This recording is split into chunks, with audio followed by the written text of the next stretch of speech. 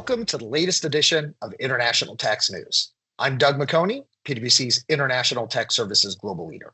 In this edition, we cover selected tax updates from around the world, including my favorite topic, Pillar 2. If you would like to go in-depth on similar topics, check out the Cross-Border Tax Talks podcast in video on YouTube or in audio wherever you find your podcast. Now turning to our current edition. Starting with the U.S., on the first day of the new Trump administration, the president signed an executive order signaling a clear change in direction from the Biden administration on global tax policy.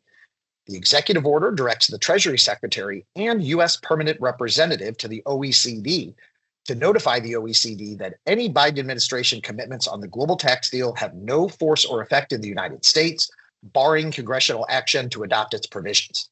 It also directs the Treasury Secretary and the U.S. Trade Representative to investigate foreign countries' compliance with tax treaties and whether they have tax rules enacted or in process that are extraterritorial or disproportionately affect U.S. companies.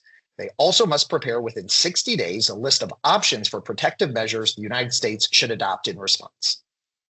Next, the OECD released additional Pillar 2 administrative guidance and several related documents aimed at streamlining the administration of the global minimum tax. This included guidance on transition rules on deferred tax assets, a list of countries that have temporarily qualified Pillar 2 rules, an updated Globe information return, an updated XML schema, and a multilateral competent authority agreement to facilitate central filing and exchange of the Globe information return. For some taxpayers, the guidance on deferred tax assets will be the most impactful. Its measures will need to be considered when calculating Globe effective tax rates or determining safe harbors. Finally, the U.S. Treasury and the IRS recently released several guidance packages affecting multinationals. Earlier in January, they released final regulations addressing disregarded payment losses, digital content and cloud transactions, and final regulations identifying certain partnership-related party basis transactions as transactions of interest. These must be disclosed to the IRS by participants and material advisors.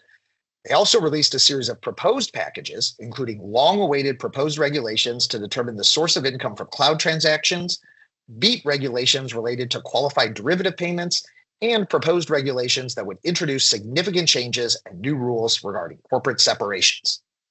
Thank you for reading PwC's International Tax News. I look forward to speaking with you again on the next edition and on the next episode of the Cross-Border Tax Talks podcast.